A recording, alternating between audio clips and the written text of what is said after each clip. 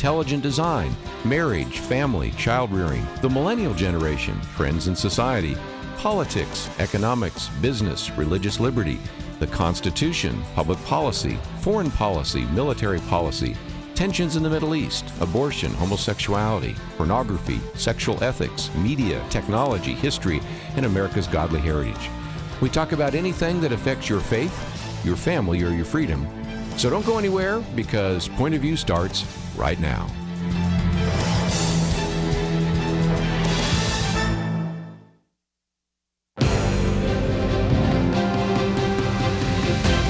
Across America, live, this is Point of View.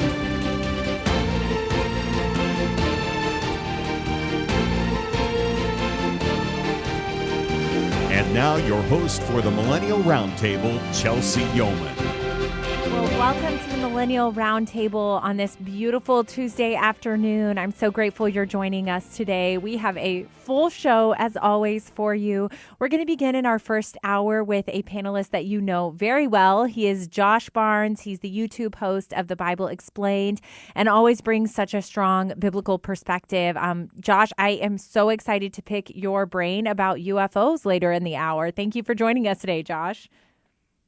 Yes, thank you for having me, and I was hoping we could get to it in my hour with the UFOs.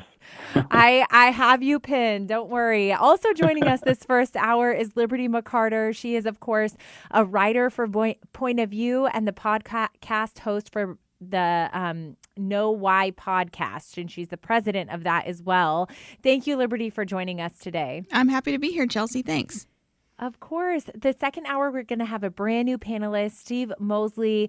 You know his wife, if his last name sounds familiar to you, which is Patrina. She's on the show many, many times. So we're excited for him to have his first show with us today.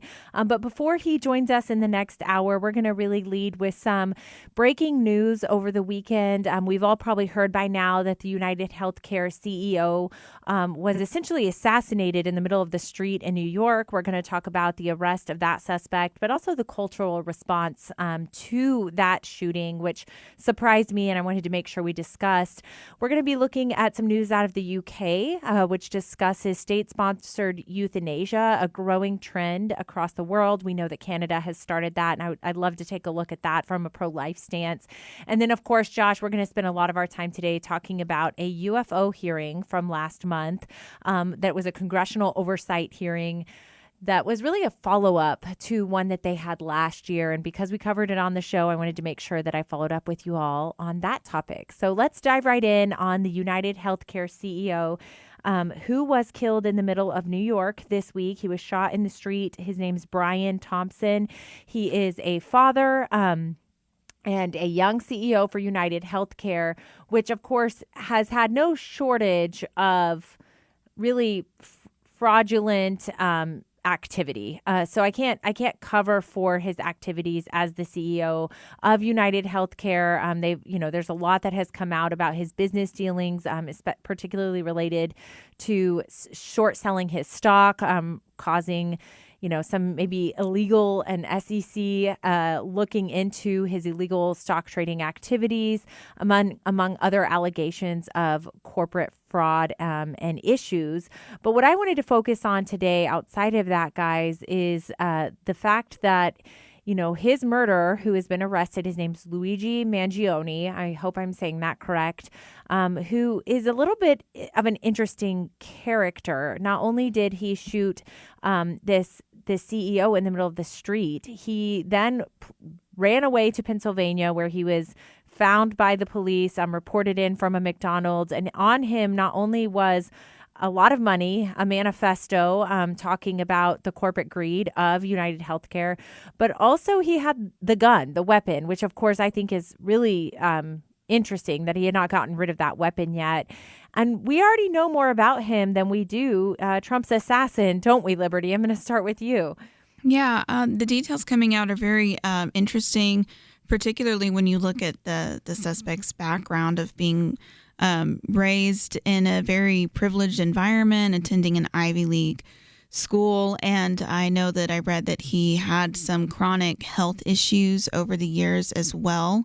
and that he had kind of dropped off the face of the earth, so to speak, according to his friends over the last several months who had been worried about him. And so you wonder what led him to commit this act. But I know you were going to get into the cultural response later. And I think that, again, it's just an example of what we are seeing fill the void that is left by the absence of a biblical worldview. And that is this dichotomy of the oppressed versus the oppressor. And I think a lot of people are kind of giving into this idea that the end justifies the means. And so if somebody is irreparably evil because they are rich or they are greedy or they are corporate or they are the oppressor class, then any act is justified. So I think that we're seeing a little bit of that worldview come into play here with this whole thing that has happened. You raise a really good point that I do want to make sure we're discussing. It's the reason I wanted to talk about this article, which, of course, you guys can read on pointofview.net. But, they discuss really this manifesto. I know that on the bullet casings shells that were found allegedly were the words deny, delay, and words used from the insurance agency to essentially deny claims. There's also reports about this murder that he had chronic back pain and back issues, had back surgery. And so the media is connecting the dots here, saying they said immediately, by the way, that he was a lone actor. No need to look further into this. He's definitely not a paid assassin, is what they're basically saying in the headline. So, Josh, I want to turn to you and get your thoughts. I think it's interesting how much we know about this young 26-year-old man. I think it's almost like he wanted to get caught. His face was all over cameras. He made sure to be very public. The fact that he still had the weapon from the crime on him, it's just a lot of suspicious facts to me that have led us to really know a lot about this individual who, as you mentioned, Liberty is an Ivy League grad. What are your thoughts, Josh? Yeah, the thing that stood out to me that was probably the most disturbing to me was the amount of support that he got. Mm-hmm. People supporting him shooting this, murdering this individual, and it really brought my mind to Isaiah 59, which says that truth is fallen in the streets and equity cannot enter, justice standeth afar off. And I think anytime a society murders truth and justice, it produces a lot of this kind of thing. And I think that's what our society is doing. We've first shot down truth in the street, and now we're dealing with the repercussions of that. And I think we see that in the response by so many people. Oh, because he was a healthcare executive, he was evil. That does not justify murder. And there's more other things that are disturbing that I've heard about.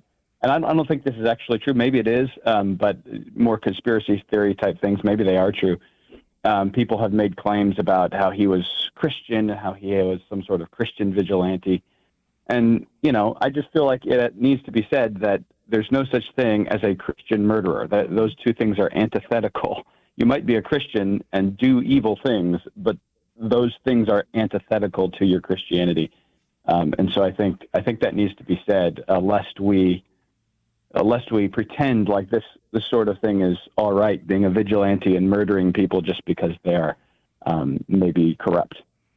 You're right. I mean, it's alluding to the fact that essentially online, if you haven't seen the cultural response, there's been encouragement saying it's been justified because of the corruption of the CEO, because they deny claims. It's really heartless. But what we're seeing is a society that has systemically dehumanized their political, social, cultural, you name it, enemies. And this is the result of that. We're going to move on to news about from the UK about euthanasia when we get back after this break.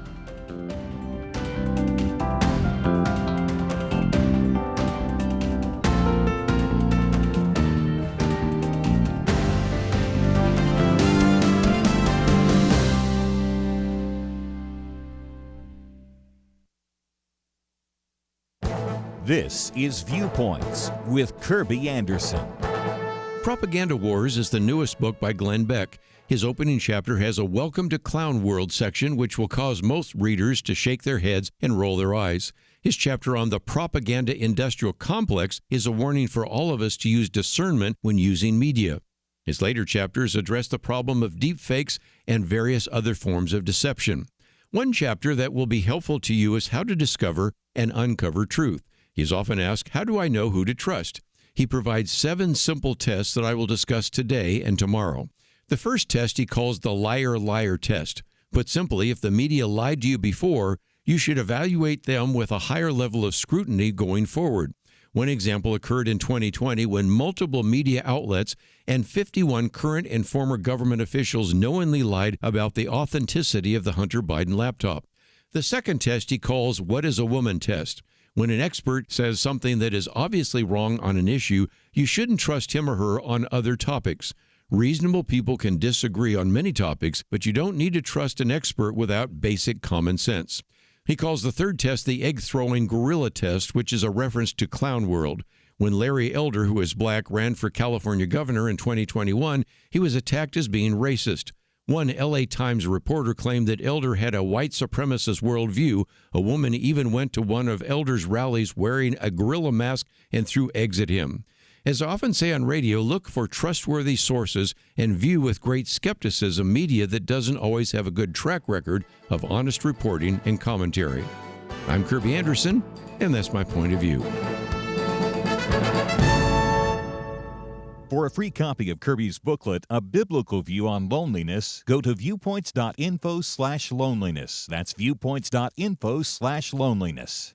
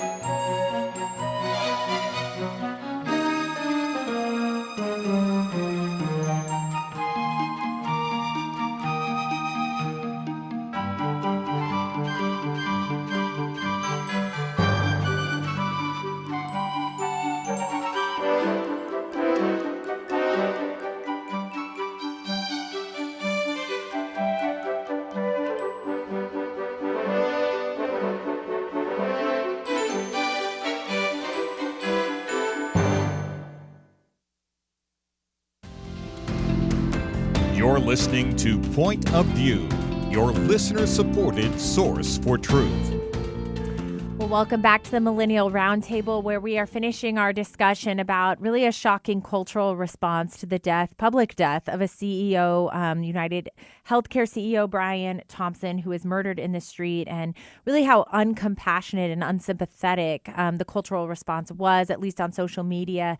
I tend to think social media is, the most base version that society has to offer. But anytime you see someone applauding the death or murder of anyone who has not, been proven guilty in a court of law and deserved the death penalty by our legalized process, you're encouraging, of course, Josh, what you referred to as vigilantism, which is horrific. And I think we need to take a step towards humanizing others, even flawed humans, as believers, more than what we are seeing the cultural response be. And I want to turn now to talk about another way that I think I'm seeing this theme of dehumanizing fellow citizens or Americans or even others in society.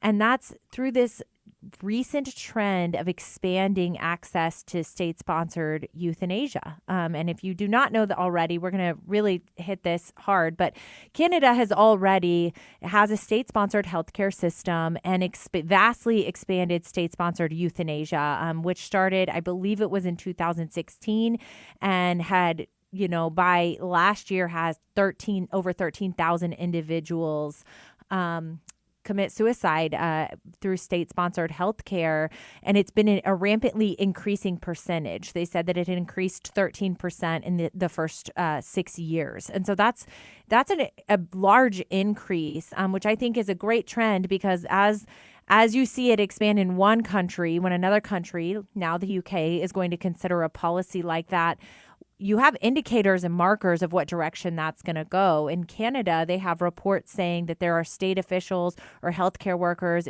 encouraging people to euthanize themselves because they can't continue treatment, or it's very expensive to the state to continue doing so.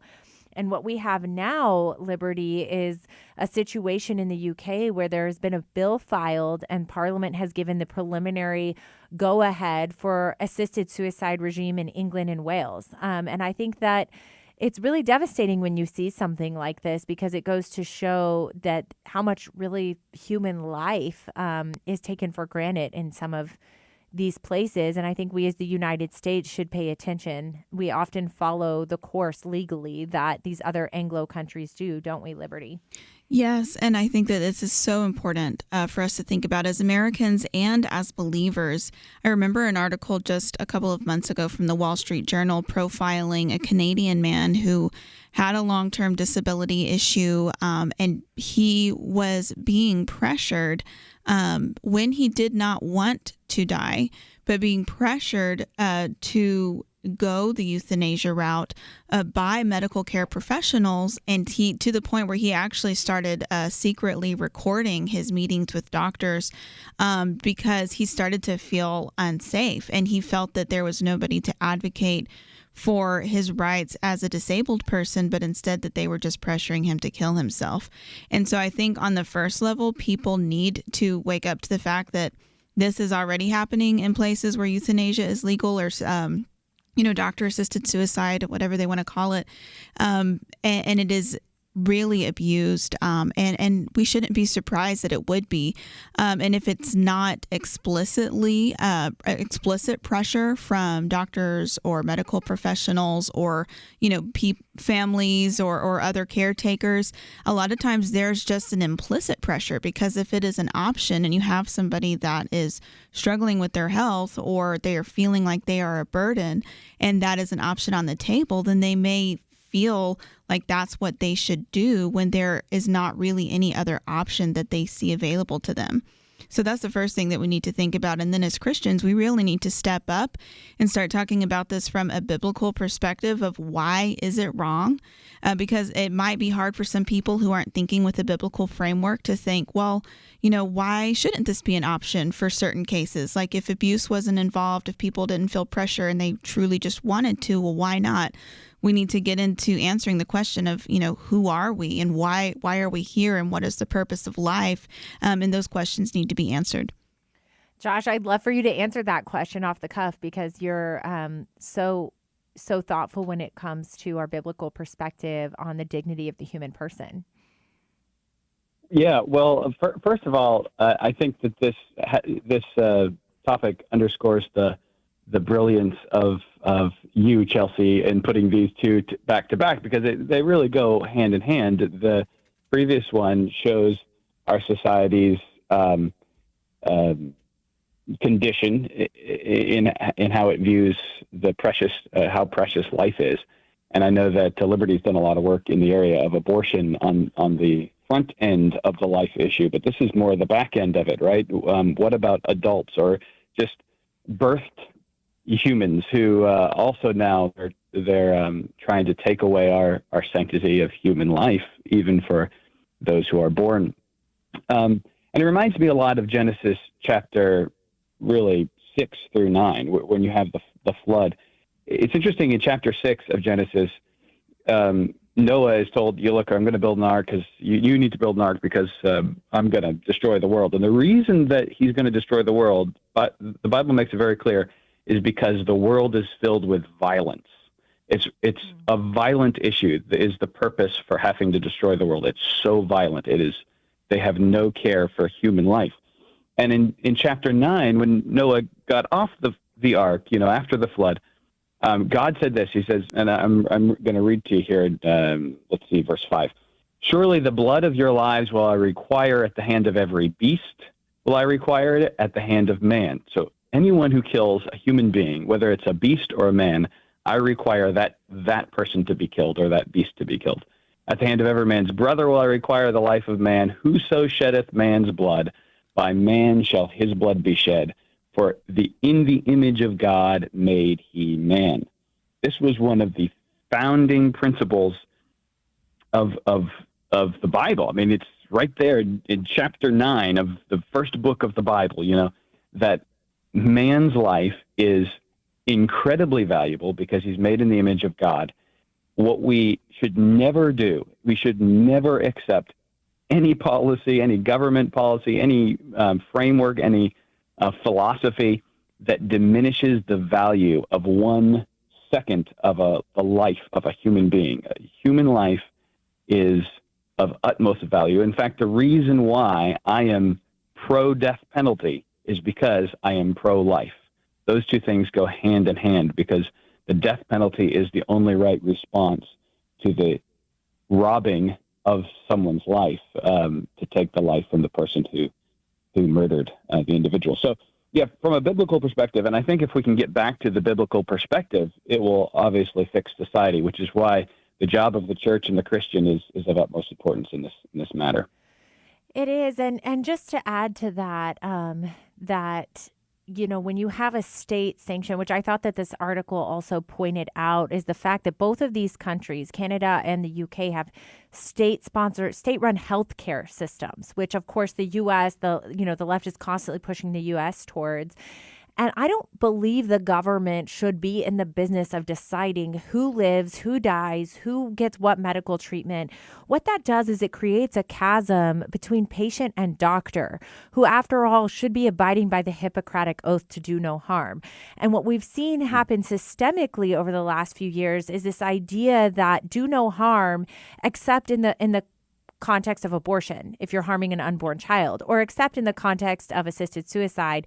All these roads lead to death. Do no harm except for, if it's going to be exorbitantly expensive and they're over the age of 60, or they have, pre-existing conditions, or it becomes really difficult insurance-wise to get it covered. And when you start to chip away at the medical field, who should be responsible and have this trust with their patient, outside of government oversight, outside of culture, outside of politics, just that's a base trust that we put in our medical providers. And we as consumers don't have another place to go. I mean, we have our doctors and our hospitals, and those are the choices that we have. And so this all is connected in my mind, which is why I wanted to highlight it today, this idea that we as believers have got to shout from the mountaintops that we are created in the image of the Almighty God. And because of that, because He has numbered the days of our lives. We have not.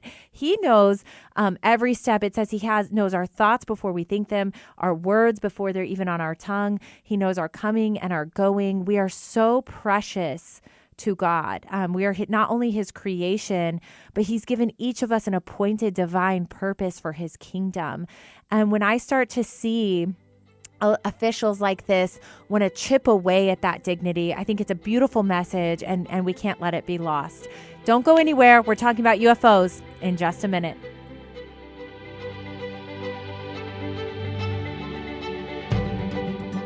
At Point of View, we believe there is power in prayer, and that is why we have relaunched our Pray for America campaign, a series of weekly emails to unite Americans in prayer for our nation. Imagine if hundreds of thousands of Americans started praying intentionally together on a weekly basis. You can help make that a reality by subscribing to our Pray for America emails. Just go to pointofview.net and click on the Pray for America banner that's right there on the homepage. Each week you'll receive a brief news update, a specific prayer guide, and a free resource to equip you in further action. We encourage you to not only pray with us each week, but to share these prayers and the resources with others in your life. Join the movement today.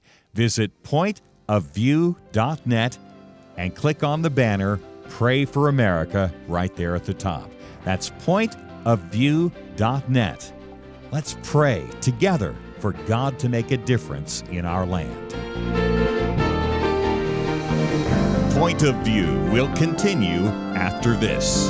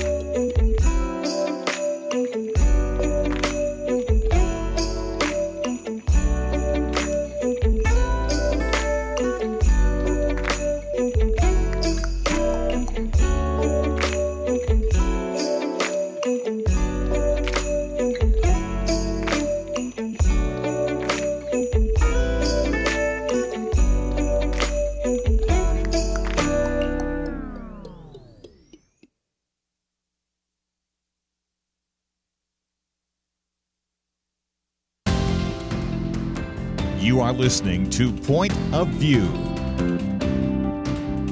The opinions expressed on Point of View do not necessarily reflect the views of the management or staff of this station. And now, here again, Chelsey Youman. Well, welcome back to the Millennial Round Table this beautiful Tuesday afternoon. I'm joined by Liberty McArtor and Josh Barnes, whom you know well. And we are turning our discussion now to a very interesting hearing that I really don't think I ever saw coming in my lifetime about UFOs on Capitol Hill in the Committee for Oversight, or congressional hearing on UAPs is what they're calling it, which is unidentified anomalous something else. But basically, it's their new word for UFOs. I can't hardly say it. You can, of course, read all of our topics today on pointofview.net. You can like us on Facebook at Point of View Radio. Go to Facebook, like us, share us, and leave a comment. We'd love to hear from you. We're going to turn now to this topic really as a follow-up to a hearing that happened in 2023, which I covered on this very show then. And I think we were a little bit uncertain as to why now. Why is the government wanting to talk about this? I'm going to be a little bit of a skeptical Sally on this, not just this topic, but if the government has been, and our Pentagon has been funneling as much money into UFO programs as they're now testifying that they are, it's just curious timing to me that we're just now hearing about all this. But we'll get there. Don't worry. We're going to start with, in 2023, a former Pentagon intelligence official by the name of David Grush testified that in the 1930s, the Pentagon recovered not just UFOs, but he said biologics, which led people to suspect he was referring to actual aliens. And that was confirmed by the testimony that happened on November 14th of this year by another former military official. And so what's come out of these hearings is really just to keep it top line for everybody. Confirmation from former military officials that the Pentagon is sitting on hundreds and hundreds and hundreds of videos and instances of UFO sightings, that they've got tons of classified information, not just about it, but that they're hiding this from the government. And because the Pentagon gets $700 billion and is not very transparent with Congress, let alone the American people, about what they're spending it on, including a very large ticket secret program around studying these phenomena in the air. That's really what this hearing was about, was exposing the fact that there needs to be more transparency from not just the Pentagon to Congress, but maybe even to the American people. And what was essentially testified about is the fact that these UAPs exist, that they're saying there is intelligent, they're calling it alien life coming here to Earth. There has been an uptick in sightings, as many as 700 in recent years, and that those are being investigated by the Pentagon. So I'm going to leave it there. And Josh, start with you. Are we surprised? I'm going to start with the question, not just why now, but I would like to say I would have believed in aliens until the government told me to. And now I'm suspicious. And I'll end with this, Josh, because I want to hear your comment on this as well. David Grush is a member, or was a member. There's a nonprofit organization with, I believe it's over 900 former intelligence officials. So former Pentagon intelligence officials, 900 whistleblowers. And what they're saying is that what all these sightings we're seeing in recent years aren't actually alien sightings. They're our own government and military industrial complex created aerial. They're our own aircraft that Lockheed Martin and the military industrial complex, that's these third-party contractors, that's why it's so expensive, these programs, that they're actually creating a lot of technology and the public just doesn't know it yet. And it was curious to me, Josh, why in this hearing they didn't really talk about that these are our aircraft. They wanted to talk about the fact that these are alien. So take it away, Josh. Oh my goodness. So you're absolutely right. I think probably this is probably the best evidence that we've seen that there is no such thing as aliens. The fact that the government seems to be ready to admit it. Yeah, I think, there's all kinds of things that I could talk about, reasons why I think it's unlikely that these are actually aliens, we can see into outer space pretty well with our telescopes and stuff. And if they had come to Earth, it'd be very strange that we haven't seen them, that this is something that just appears every now and then or something like that. But going beyond that, there's been a theory among many Christians and theologians for a long time that these alien sightings are distractions. Historically, or at least among people that I've talked to, many theologians have guessed that these are distractions by demons. Demons are distracting from their presence by appearing as if they were aliens or something like that. And if you do any research on demon possession and compare it to claims of alien abduction, they are practically identical, the descriptions of people who've experienced one and people who've experienced the other. So there's a lot of reason to think that there are extraterrestrial, meaning things that are not of this earth, but they're not necessarily aliens. They're demons. They're fallen angels. And there is a scripture that kind of reinforces this. 1 Corinthians 15, which says that seems to talk about angels, saying there are celestial bodies and there are terrestrial bodies. So the celestial bodies, the bodies of angels, are extraterrestrial. They're not like the terrestrial bodies that we have on the planet Earth. But those are your two different categories. You got angels, and then you got the beings that live on the earth. And so a lot of theologians have looked at it that way, that these are probably distractions. But it's interesting now, and I have enjoyed what you said just to introduce the segment there, Chelsey, because I think this is being used as a tactic for distraction also on behalf of our military and behalf of our government now, using, it's aliens as a distraction from what seems to be a more likely explanations that they'd rather not admit. I agree with you. Of course, there's the question not just of prudence, but of national security and disclosing what our own military capabilities are or are not, because after all, we are in a technology arms race with China and others. And so I would love, Liberty, to get your thoughts on this topic. Feel free to take it anywhere. Well, I think that I have very similar thoughts to both of you, because I was thinking as I was reading the article, I'm not surprised that the government tries to cover up anything, but it does make sense that if there is something they truly want to cover up, whether it is their own technology and they don't want other nations to know about it, or even American citizens to know about it, or maybe it is unfriendly technology from other nations and they don't want it to get out that they aren't as advanced or that they've been surprised by certain things. That could be things that they don't want the public to know. And so, the whole congressional hearing has been about, a cover up till now. But now they could just be using the opportunity to continue covering up by distracting and talking about something that people have theorized about for a long time, so that everybody says, aha, you admitted it, they're aliens. And now they're distracted from, national security threats, as you mentioned, Chelsey. So I think to me that seems like a more likely explanation. Something that people say a lot in investigative work is that the most likely explanation is probably true most of the time.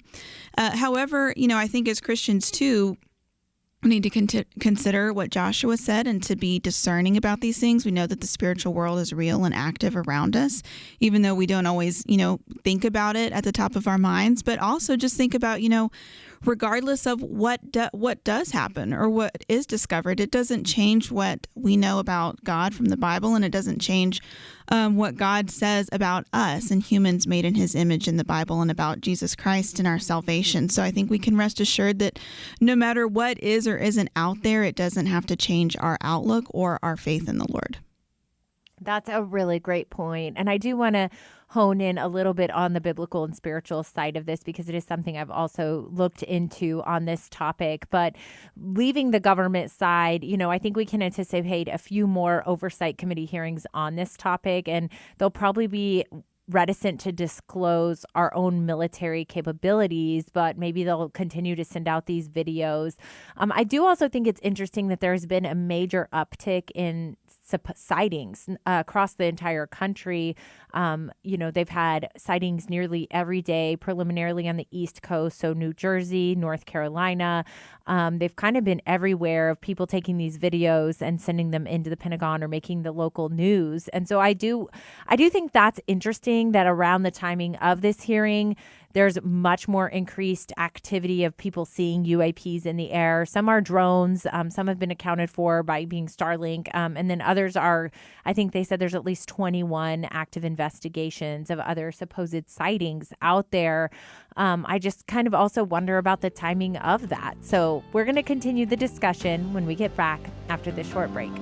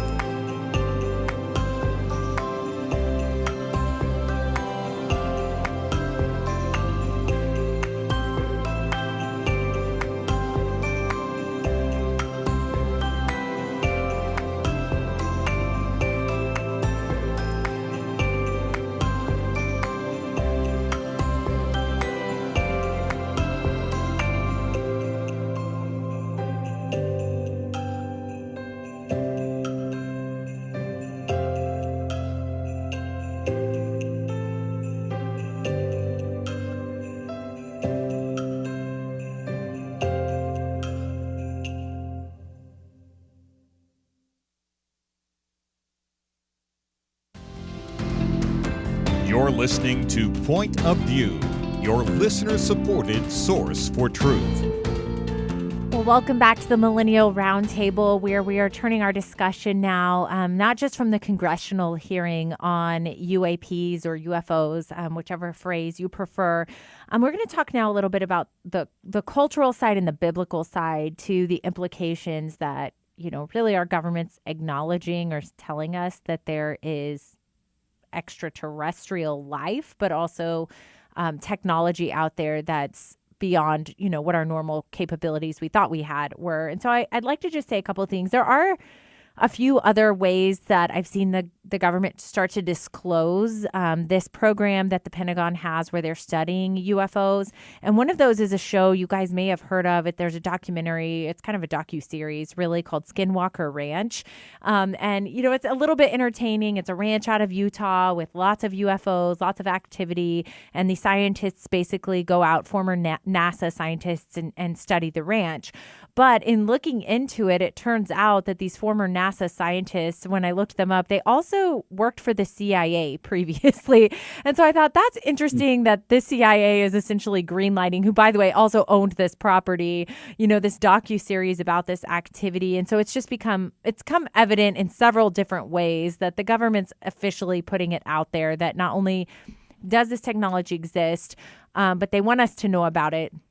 And one of the things I was interested in was Tucker Carlson has had this discussion in the last few weeks as well on his show. If you guys listen to Tucker Carlson, and he spoke with Pentagon officials. He did not say who they were, who his sources were, but back when he was a journalist for Fox News.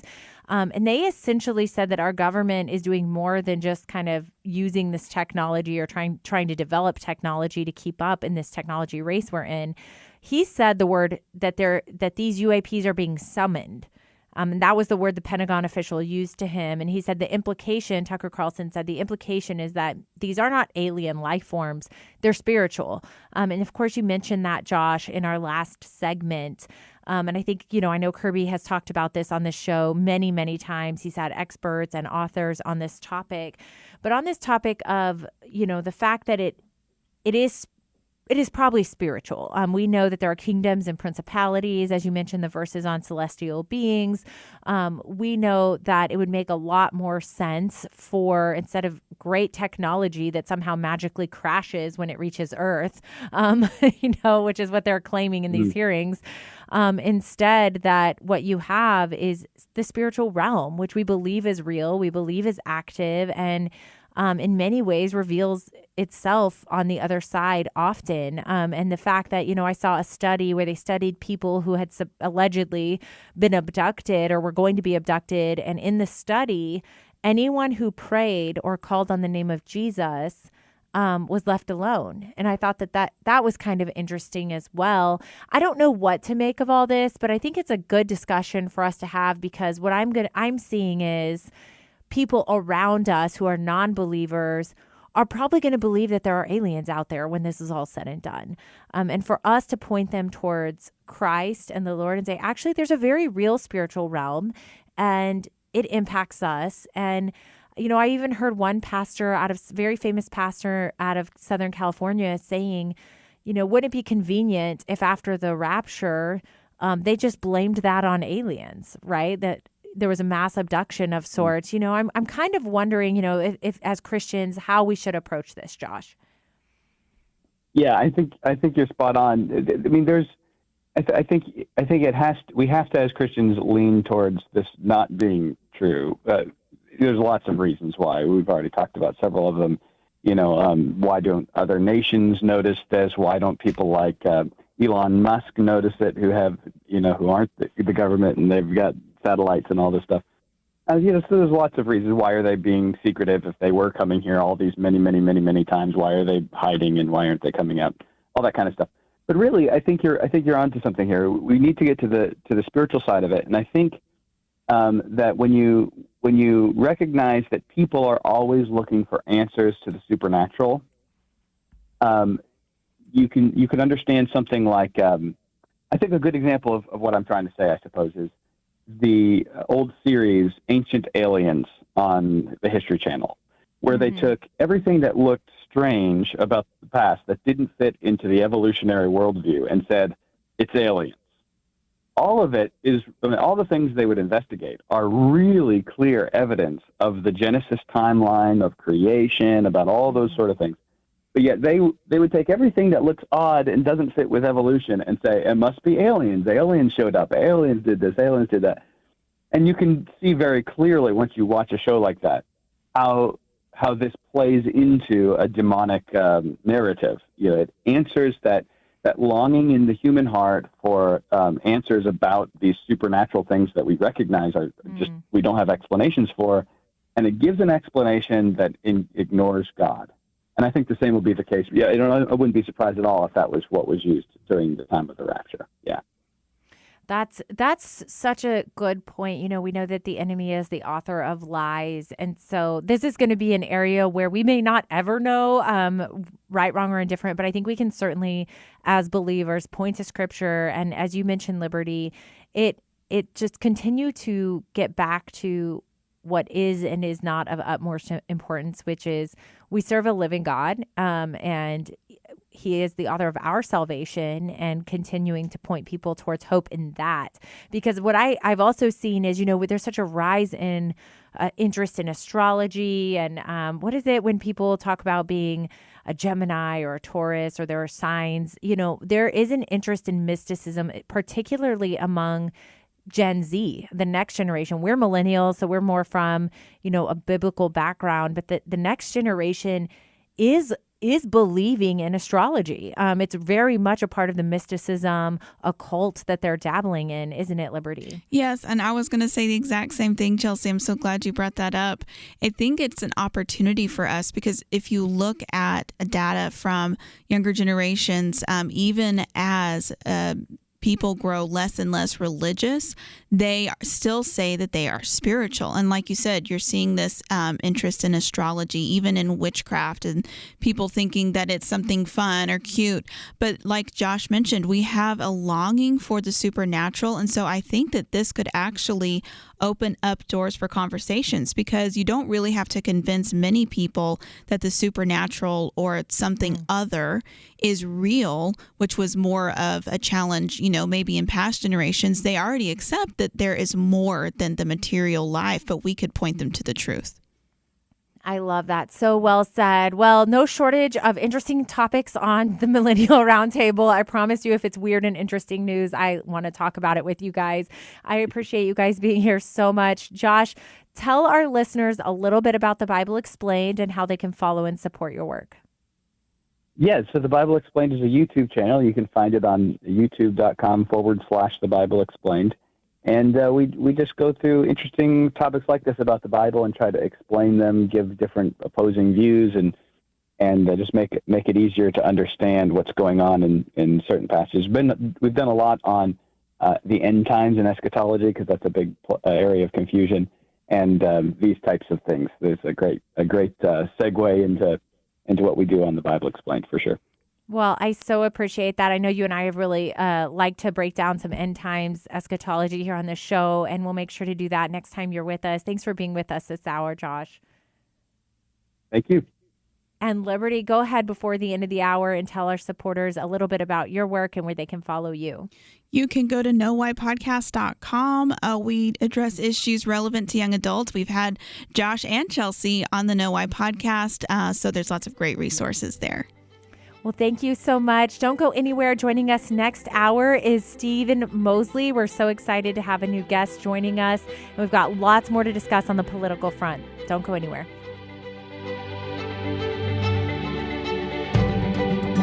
Who can you trust? Years ago, many of us could probably have provided a fairly long list, but today it seems we almost can't trust anyone. Educators don't even know what a woman is anymore. Many so-called public servants have shown all they care about is themselves. The FBI has been accused of bias, law-breaking, betrayal, and journalism. It's largely corrupt, with no Clark Kent standing up for truth, justice, and the American way. All of this is why Point of View Radio is more important than ever, and your part in supporting us is more needed than ever. Do your part today in supporting trustworthy truth. Stand with us and help push back the lies and the darkness.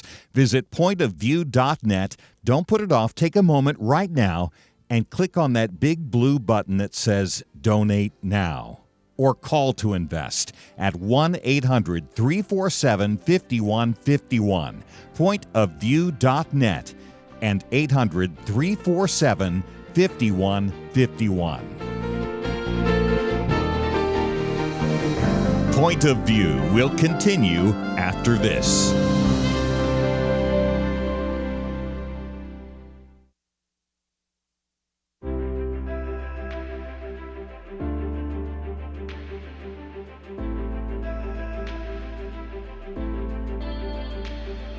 I really appreciate your program. I don't get to listen to it every day because I have to work, but it's really a blessing to me and to all of us. Everything you do each day to inform Christian families and our community about the things we can do, and just the way you're so informative. I listen to you daily and love you guys and appreciate you so much. I do appreciate point of view and what you folks are doing.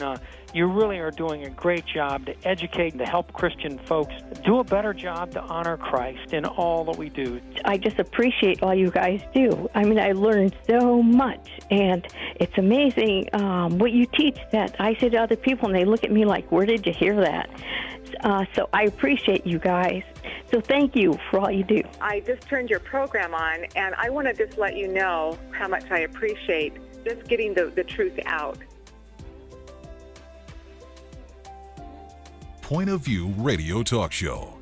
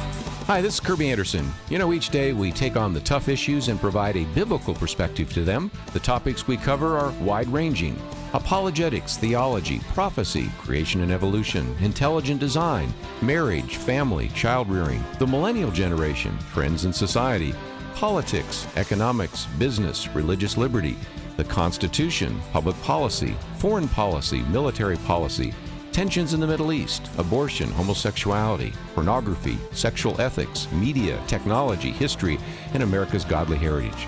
We talk about anything that affects your faith, your family, or your freedom. So don't go anywhere, because Point of View continues right now.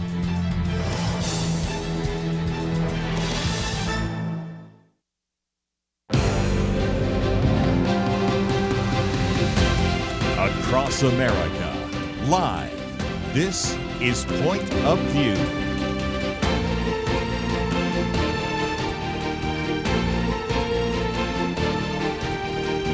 And now your host for the Millennial Round Table, Chelsey Youman.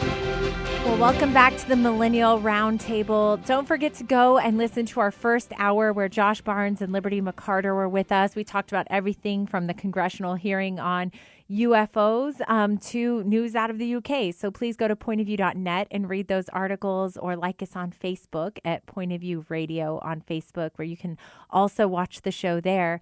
Joining us in the next hour is a new guest to the show. His name is Stephen Moseley. He is the Evangelical Outreach Chair for the Fairfax GOP, which is an incredible position. We're so glad he's there. He's also a teacher and a school choice advocate. Thank you so much for joining us today, Stephen. You're welcome. Thanks so much for having me on the program. We're so glad to have you. You may recognize his last name if you've been listening to the Millennial Roundtable over the last year, because Stephen's wife, Patrina, is a regular guest on our show. We're so grateful to have both of you and your brilliant political minds, cultural minds on this show. You guys always point us to truth, so I'm glad to have you. Also staying on this hour is Liberty McArtor.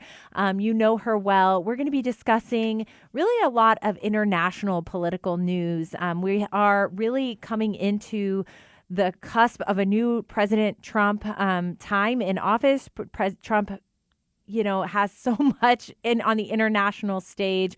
It's enough to keep our heads spinning. So I want to talk first about, of course, the war in Ukraine, not only the war that he's inheriting there, how he's discussed handling it, as well as his current statements on our relationship with NATO, or prospective relationships with NATO, I should say. He's coming out really strongly on the foreign stage. And then we'll turn later in the show to, of course, the news out of Syria, that the Assad regime has fallen. What can we expect there? As I'm going to repeat what I heard on Fox News last night, where there are no good guys involved. So we're going to break that down. And then we'll end the show with a little bit of news in the pro-life space and related to the abortion drugs, as well as President Trump's recent statements on that topic. So don't go anywhere. We're going to dive right in now. We had just such an insightful interview that President Trump, he sat down and discussed all sorts of topics, from abortion, as I mentioned, to our alliance with NATO. And he had a lot of statements that came out of it. I think he's coming out very strong, as I mentioned, on the foreign side of things. We'll start with a few things. One, he's coming out strongly that he wants peace in Ukraine. And that means brokering a deal with Russia. And we're seeing a lot of news outlets, wringing their hands, saying if we can't have a President Trump deal that just looks like a Putin deal, which would be Ukraine becomes a Russian territory, is no longer allowed to join NATO. That's kind of the Russian deal that they've proposed. And President Trump has just made it really clear that we're done sending hundreds of billions of dollars to Ukraine. And in the meantime, I should mention that President Biden supplied for the first time and greenlit Ukraine using American funded missiles and launching those into Russia, which is a massive escalation and act of aggression from the Biden administration. So it's almost like he's trying to, blow up a peace deal before Trump can even get in there to broker it. I think President Putin probably is aware of that, but it's certainly escalated tensions over there, has it not, Stephen? Absolutely. And I think what we're seeing is a continuation. This is one of the things we're seeing, a continuation from the first Trump administration to the second one, which is the idea that we don't want war. The idea, the old Republican Party that was very much a war hawk, John McCain-style Republican Party, which is ironic because it's now become the new Democrat Party, never met a war it didn't like.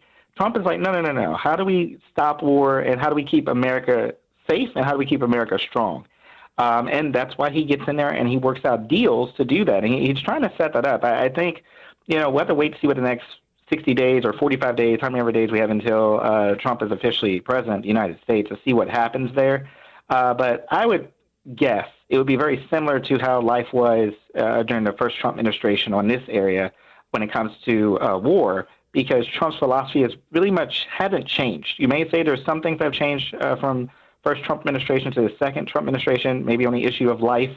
But on this issue of making America safe again, or keeping America strong, you see the same thing, the idea of what deal do we need to do so that our troops are home, our troops are safe, and money stays in our pocket when it deals with international affairs.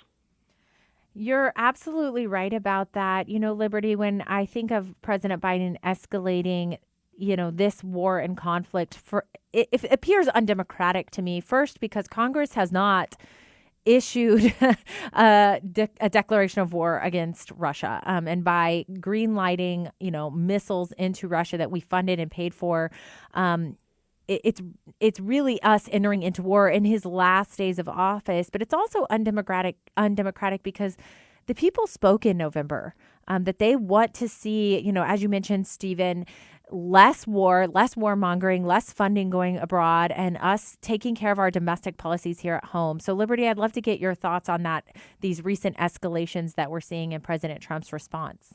Well, I think that it is just telling that so many people were surprised, and the voter turnout among younger generations for President-elect Trump.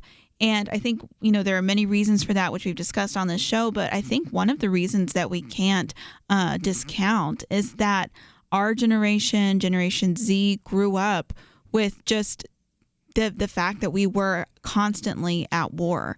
I think everybody has known people who are in the military or friends who grew up and joined the military and, have done tours in the Middle East. And I think that that's something that people are tired of, especially when there are so many issues going on at home. So I'm definitely not a foreign policy expert, but I can certainly sympathize with, younger generations being tired of that and older generations being tired of seeing their kids sent to war and sent to fight wars that they feel like maybe we shouldn't have a part in. And I also just wonder, what does this look like to other leaders in other nations, both allies and enemies? Because, we've seen as Americans what has looked like, very questionable leadership from Biden, especially during the last year, wondering who is really making the decisions and, is he capable of making these decisions? And so if we're wondering that in America, that people around the world are wondering that as well.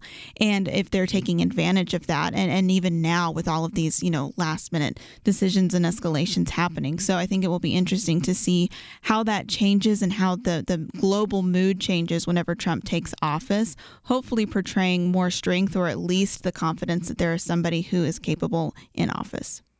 I think you're right about that portrayal is happening in real time because President Putin, of course, he decried what President Biden did on the missile front, but he has not taken a retribution action yet. And he continues to say they want peace in Ukraine, which could mean a number of things, of course. One of those being the fact that Ukraine, what began this conflict, in the words of President Putin, was the fact that Ukraine wanted to join NATO, and that door was opened and they were making strides towards joining NATO. At the same time, ironically, President Trump is saying unless NATO pays its part, which resulted in, he's saying, $800 billion to the U.S. because the U.S. foots the bill for the military backing of NATO, the U.S. might be out. More on that after this short break.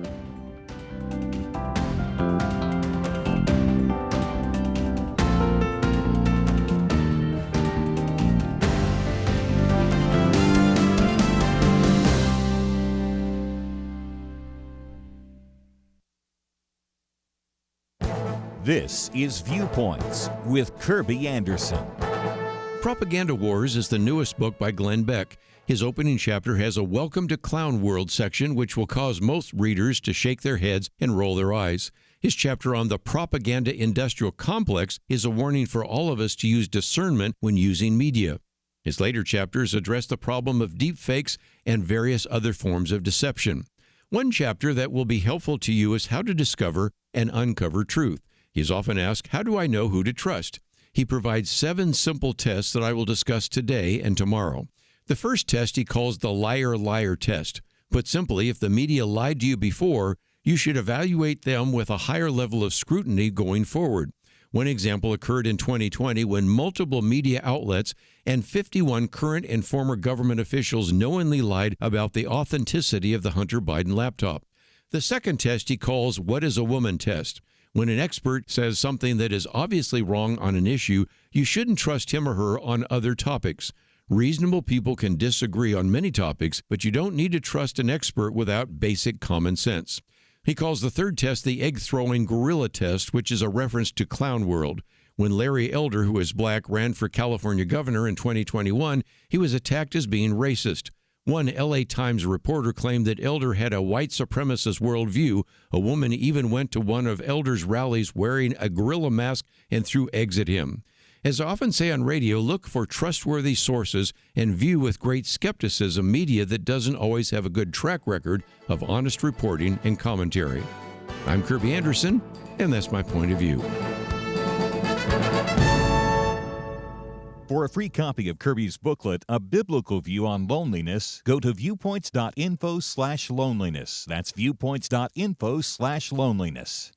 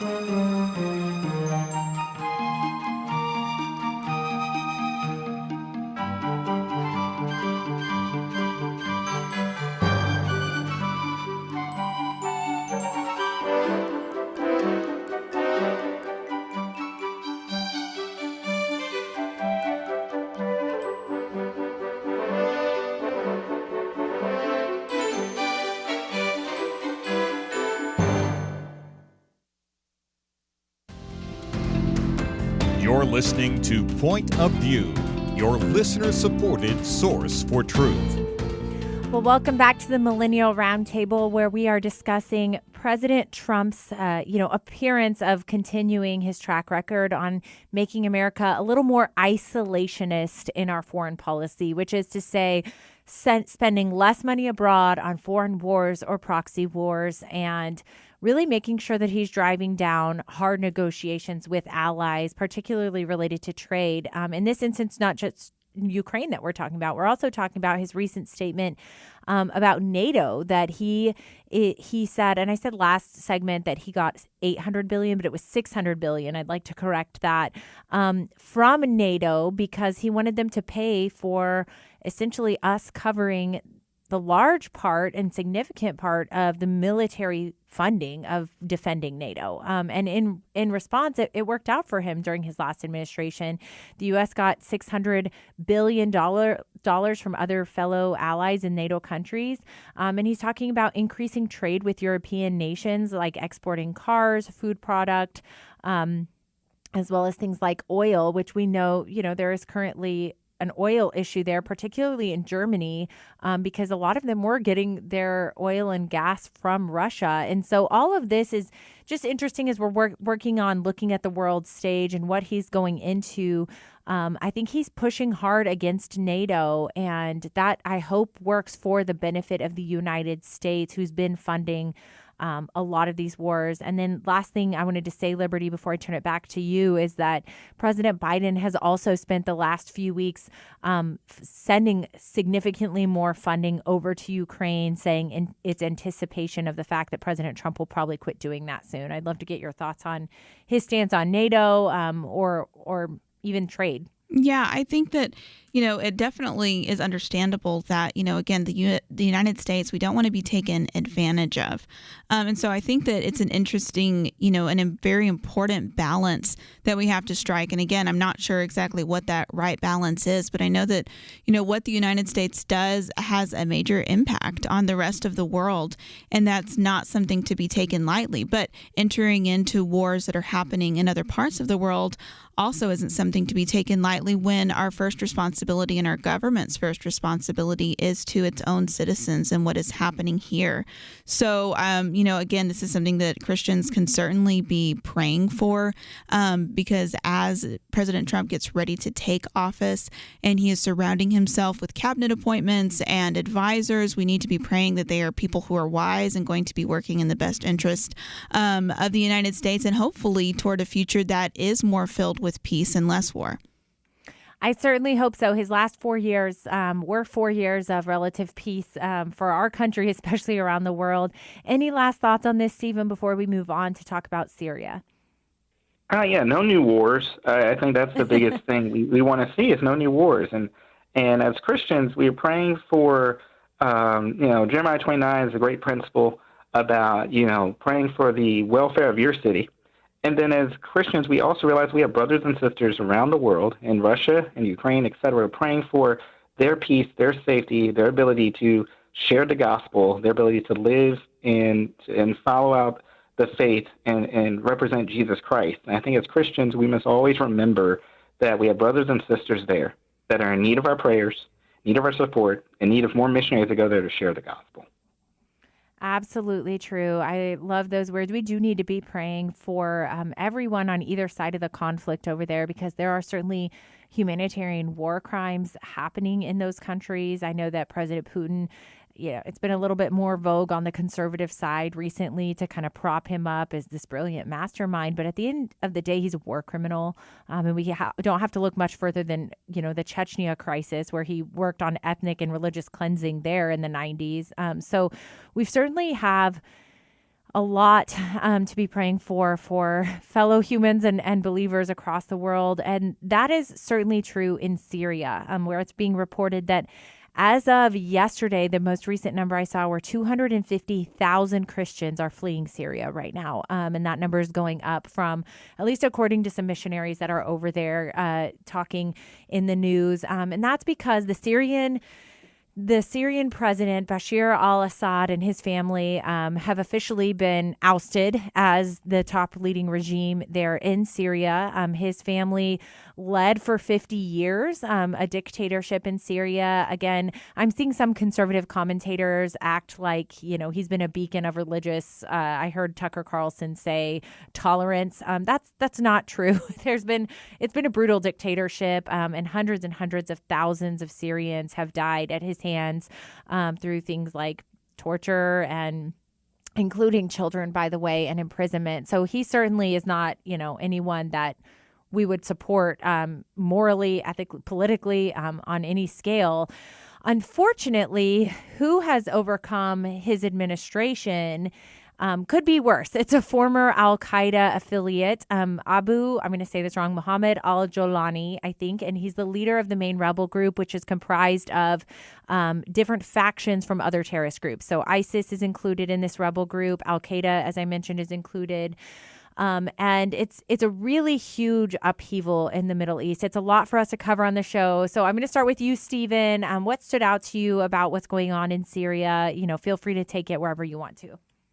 Yeah, yet again, I feel the same admonition as Christians. We need to be praying for our brothers and sisters in Christ who are there to continue to share the gospel and to be safe, or to leave as refugees. I think the interesting thing you have here, as you mentioned, these same factions we fought in the war in the Bush era, Bush 43 and Obama, it's just changing of the guard. And it's like, hey, they have their interests, we have our interests. I think as Christians, we need to be sober-minded on this and say, okay, is it possible that this dictator may be better than the last dictator? It's possible. Is it possible they may be worse? It's possible. Only time will tell. But as Christians, our goal, even in the Middle East, places where we view as like almost impossible, is that they need to come to know Jesus. if they could come to know Jesus Christ, and we could have missionaries come there to know Jesus and change their culture, that's what will really truly make a beacon of hope in the Middle East.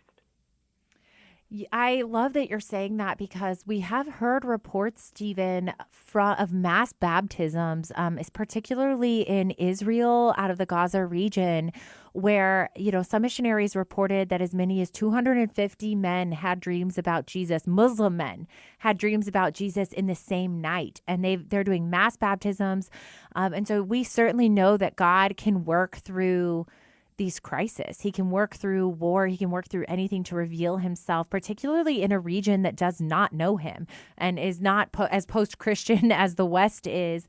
Liberty, I'd love to get your thoughts on this. And of course, we'll continue our discussion after the break. But before we go to break, do you have any initial thoughts on the Syrian regime change?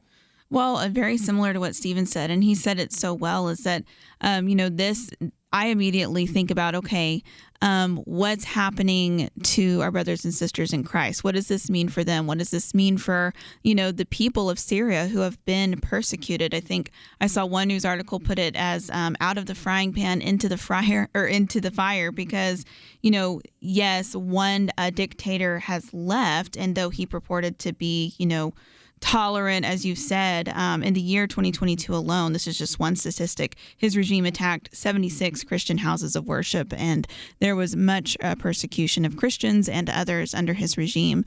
And so the current leader that you mentioned that is now filling that gap also has historic ties to extremism. So, we don't know what's going to happen, but again, it is something to be thinking about in terms of our brothers and sisters in Christ and the future that they're going to face. I also just think it's interesting that this, is really kind of a result of what Israel has been doing and what the Biden administration has tried to prevent them from doing, which is not simply defend, but also go on offensive. So people may have, various thoughts about that, but this really, was a domino effect that led to the toppling of the regime of the dictator in Syria and has now led to this current situation. Yes, it has. And again, we've seen this from the Bible. There's prophecy in Daniel 17 about Damascus becoming a ruinous heap, is what it says, that the city will be toppled. It's also mentioned in Isaiah.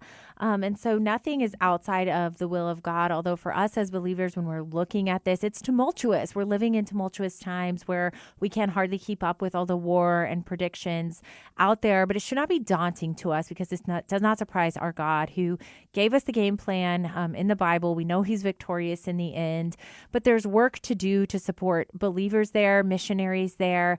And we'll also talk just a little bit about what I think this means on the broader scale. As we mentioned, it's constantly a proxy war in the Middle East, but what that means is, Iran was backing Assad, Russia was backing Assad. There are other implications more broadly. More on that when we get back after this short break.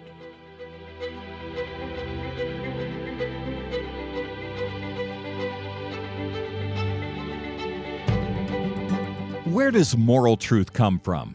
According to 58% of Americans, individuals determine moral truth. A quarter of Generation Z says society determines moral truth, and morality can even change over time. Only 42% of Americans believe that truth comes from God. I don't know about you, but I find these numbers extremely troubling. It really is a crisis of truth, and that crisis has consequences. Look at society. Evil is called good, good called evil. People with biblical beliefs are called bigots, or worse, they're canceled. But there is hope. The Bible promises the truth will set us free, and that's why Point of View is relentless in our commitment to the ultimate source of moral truth, God's Word. At Point of View, we know that God's truth is eternal, and if we stand together, we can help more Americans apply His truth in their daily life. Help Americans find truth again by giving at pointofview.net or call 1-800-347-5151. That's pointofview.net and 800-347-5151. Point of View will continue after this.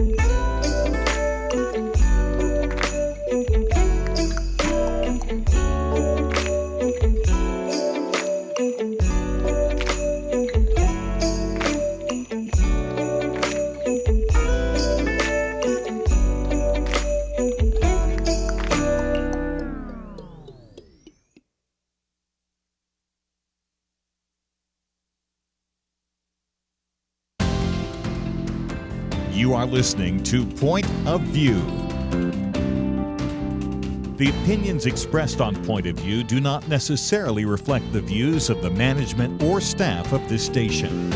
And now, here again, Chelsey Youman. Well, welcome to the Millennial Round Table. Don't forget to go to pointofview.net where you can read our topics today, whether it was about the congressional hearing on UAPs or the war in Ukraine and now Syria that we're discussing. And you can go to Facebook and like us on Point of View Radio and leave comments. We love to hear from you. We're wrapping up our discussion on Syria, and I just wanted to highlight one last point, which is what this means more broadly on the international scale. And that is the fact that Assad and Syria were largely backed by Iran and Russia. And so some commentary, particularly on National Review, if you want to go to National Review, they're doing an excellent job helping break down this war in Syria, which can be a lot for us to discuss, including the history. But they're using it as an indication that perhaps Russia and Iran are not as strong as they appear to be. And one of those being that we know there's been, I think, hundreds of thousands of Russian military soldiers killed in the war in Ukraine, not to mention how expensive that's gotten for them. Their economy is being reported as being crippled. And so the fact that they were not able to continue defending Assad is indicative that they've kind of reached the end of that road of their resources. For Iran, what it means is Iran, as we all know, has all of its favorite proxies that it funds in the region, whether it's Hezbollah. I know that Turkey is financially backing the rebels that overthrew Assad. So we can see Turkey lining up on the other side of that. But Iran refers to its allies there in the region, whether they're formal allies through countries or, their terrorist regimes that they're propping up financially, as their axis of resistance. And it's being reported that axis of resistance might be being weakened now. We know Hezbollah was dealt heavy blows in the last few weeks by the United States. Israel, by the way, responded to Assad being overthrown by blowing up some of their military bases there in Syria in anticipation that Turkey's, terrorist ISIS and formal al-Qaeda alliances that are coming in to take over Syria are certainly not going to be friendlies to Israel. So wanted to end on that note. If either of you have anything to add on that front, please feel free to dive in now. I think that one of the things that you'll notice, and even here in America, we were told that this war between Ukraine and Russia would be like 2 months tops. And now we've gone on for years. Mm-hmm. I think, you say, how does it impact? It's like, well, Russia could not come to the aid of its ally. Now, as Christians, we talked about in the last segment, both of these sides may not be good for Christians who are living in those regions. But it shows you that sometimes, and all times, war is unpredictable. And since war is so unpredictable, we as Christians, we need to continue to pray for peace. We need to continue to focus on nonviolent solutions and peace through strength. And I think back to President Trump again on this one, this is where President Trump really shines. No new wars during his administration the first time, and it looks like he's going to be able to create some type of deal that brings our troops and our money home to not have to be able to be strong, so that if one of these countries turn against us or against our ally like Israel, we're ready. And we're unlike these other foreign countries, we're not like, well, we can't help you because we're tied up. And that's one of the worst things, to be tied up in an entanglement that you should or should not be in, when you need to have your first priority, which is protecting your own people. I think that's the lesson America should look at from this. And as Christians, we need to be about praying for our fellow believers who are there to continue to stand.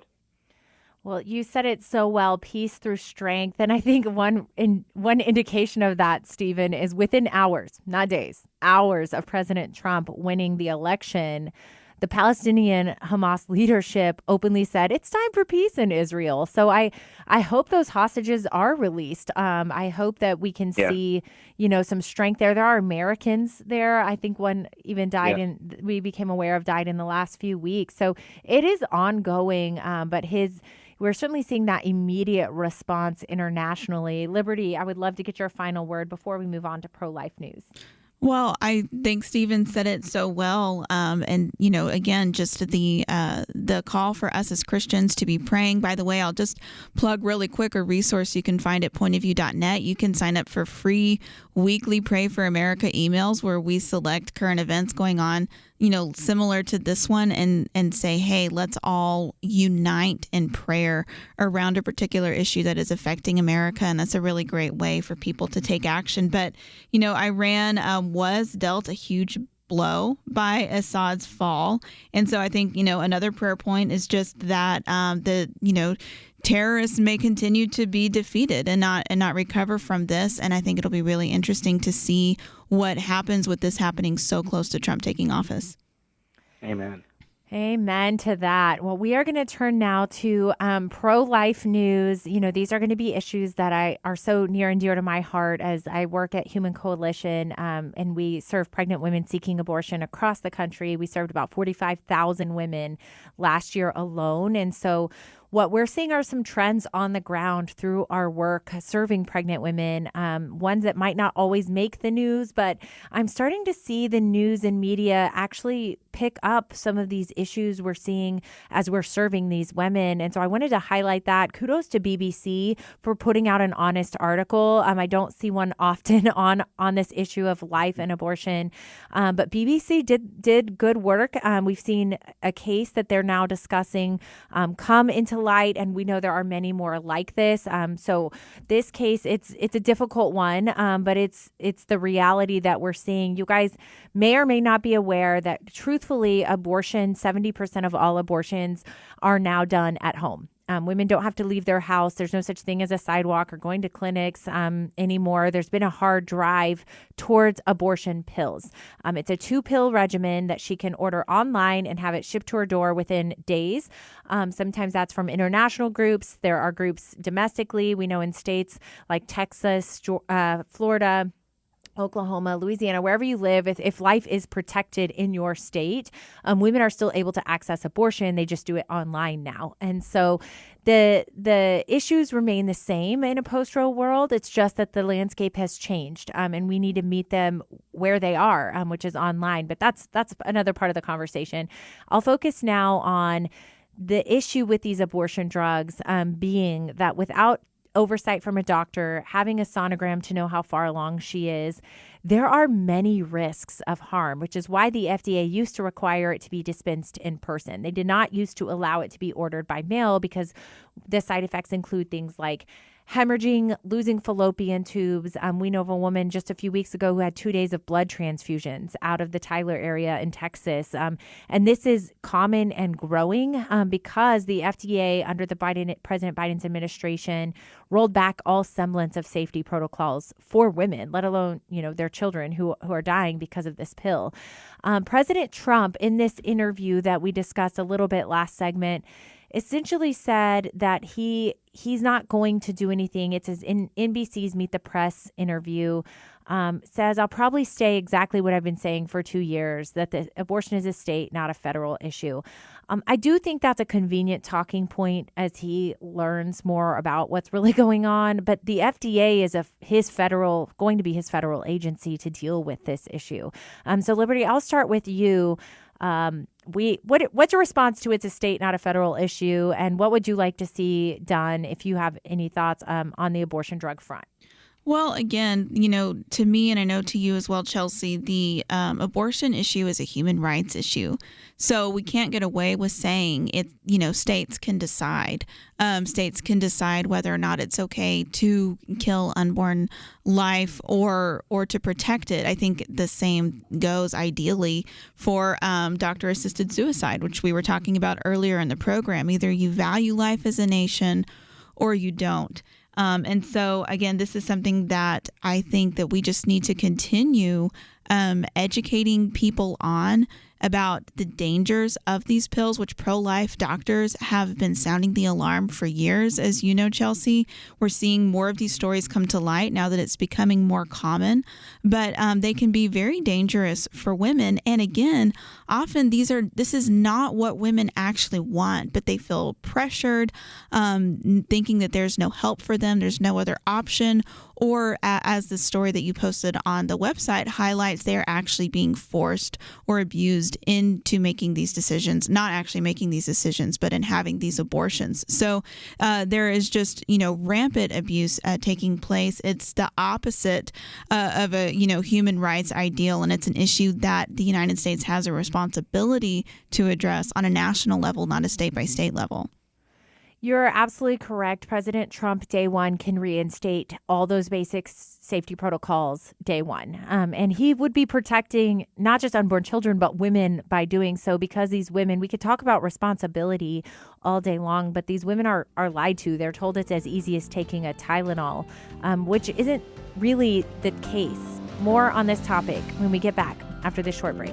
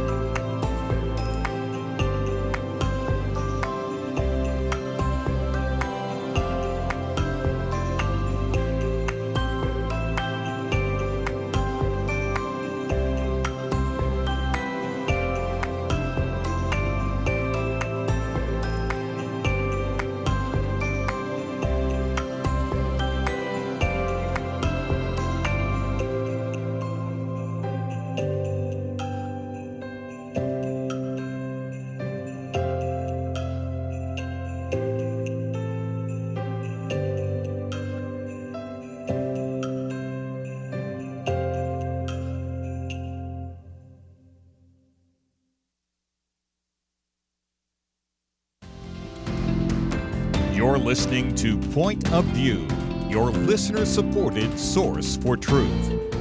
Well, welcome back to the Millennial Round Table, where we're talking about what President Trump's next administration can do at the federal level related to abortion. We know we're seeing a hard push to keep this a state issue. In my mind, Stephen, it's a little bit like saying that human trafficking is a state issue, not a federal issue, or slavery was a state issue, not a federal issue. When you're talking about human rights, and the most basic human right, the right to live and not be murdered, for me, I think it's a little bit of political gamesmanship at best to turn a blind eye. We have a moral duty as a society to say we will not stand for a culture that kills innocent human beings. I'd love to get your thoughts on that front, Steve. Oh, I'm just here, and I am just can't wait to talk about this with you. First off, you're 100% right. As a Christian, African-American Republican, I talk to fellow Republicans. I'm like, no, this is not our position. As a Christian, it's not our position. One, murder is murder. Exodus 20 is there. Psalm 139 is when life begins.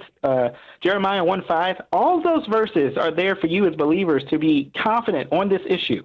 As a conservative, you say, well, is this a states' rights issue? Well, the question I have for you is, was slavery a states' rights issue? And of course, as conservatives, as Republicans, and I know not everyone in your audience is a Republican. I happen to be the chair for the Fairfax County GOP Evangelical Outreach Team. And so our goal is to engage people, to impact people in policy for Jesus Christ in your local church and beyond as a faithfulness to God in making disciples. And what I can tell you is this issue is definitely not a states' rights issue. This issue is a federal issue. It's the killing of unborn life.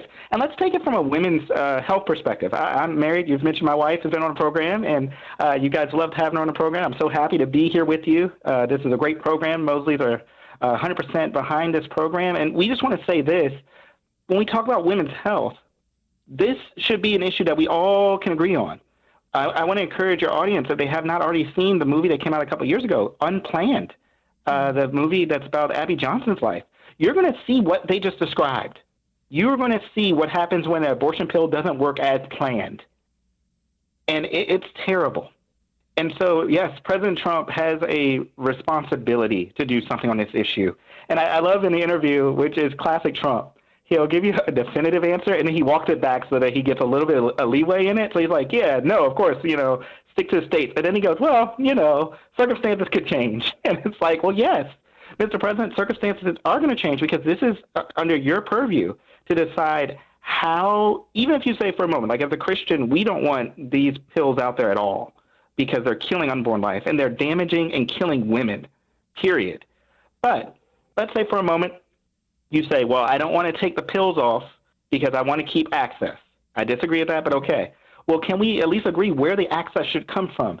So that if they do have an issue, just like it was in that debate, President Trump versus Kamala Harris in this past election cycle, they debated about a woman who had an abortion at home, had complications, and did not get the help that she needed, and she died. Well, one, that dealt with a whole deal with abortion. That was an abortion death that they try to blame on pro-lifers. And you look at that and you say, you know what? Whether you agree to abortion or not, that could have been prevented if it was done in a way that made sure that there was doctor oversight to handle any type of complications. The same thing with, I think, the case we were just talking about, or the case that's I know on the website about the people in Europe, where men are starting to wise up and say, hey, I can use these pills to abuse women and to cause them to have abortions. And that's the most terrible thing on earth, to think, God put men here on this earth, if God called you to be a husband, to protect your wife. And to think that men would use something to harm women and that society would just be like, yeah, okay, that is beyond the pale, is unacceptable. And as pro-lifers, we must stand against that. You may be a fan of the president. I am a fan of President Donald Trump. But as a Christian, I am also responsible to share the truth. And Mr. President, you're just wrong on this one.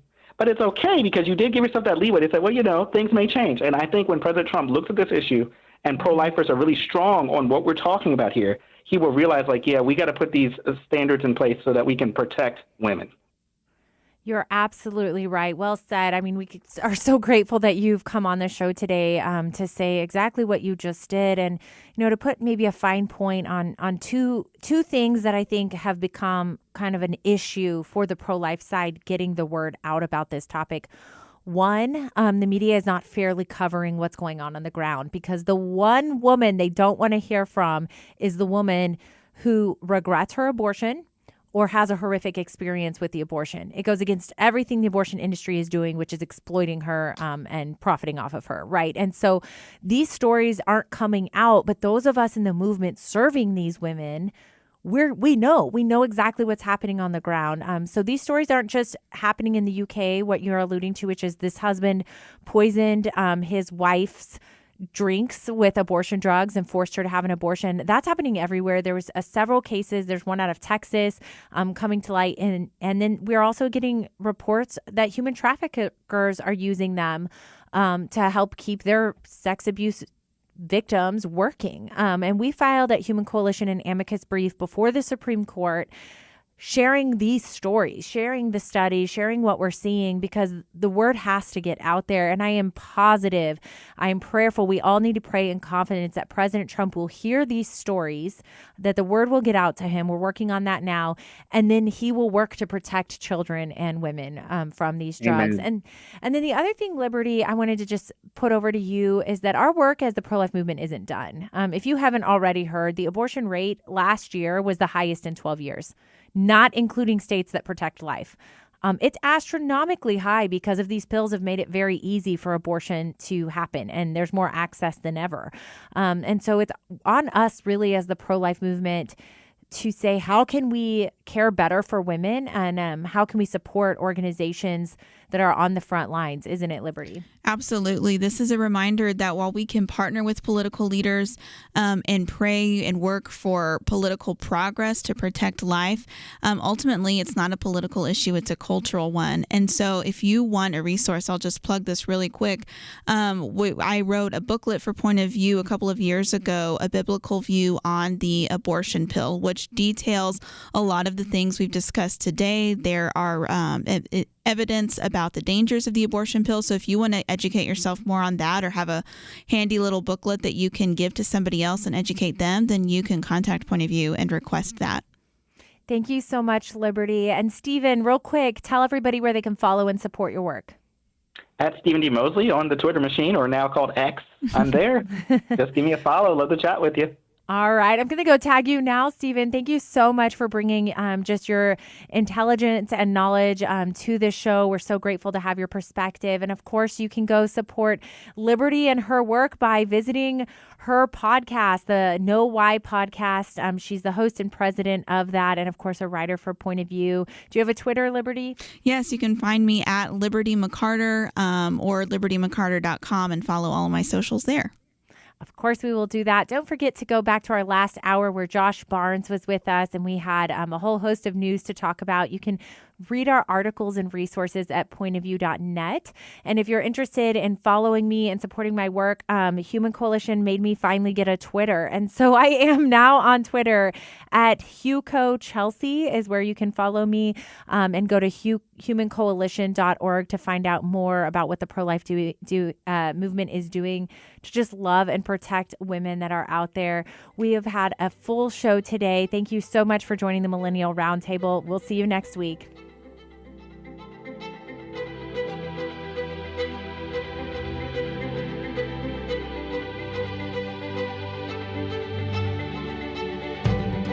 It almost seems like we live in a different world from many people in positions of authority. They say men can be women and women men. People are prosecuted differently or not at all, depending on their politics. Criminals are more valued and rewarded than law-abiding citizens. It's so overwhelming, so demoralizing. You feel like giving up. But we can't. We shouldn't. We must not.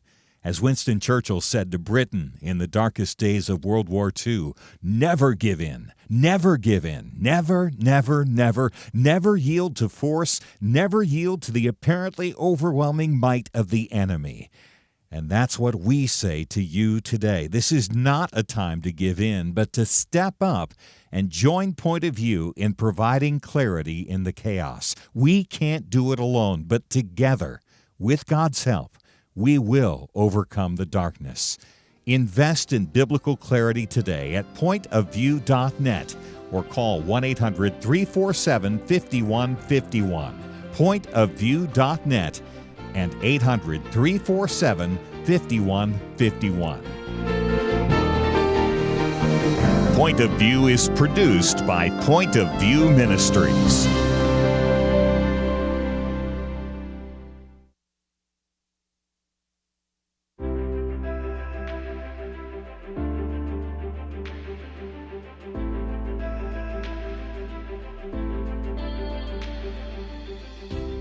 Thank you, Kirby. I really appreciate your program. You cover a lot of issues that a lot of us think about, I'm sure. And this is the first time I've ever called in, so I appreciate your input, too. Oh, I thank God for what you're doing on Point of View. You guys have more influence across this country than I believe any of them in terms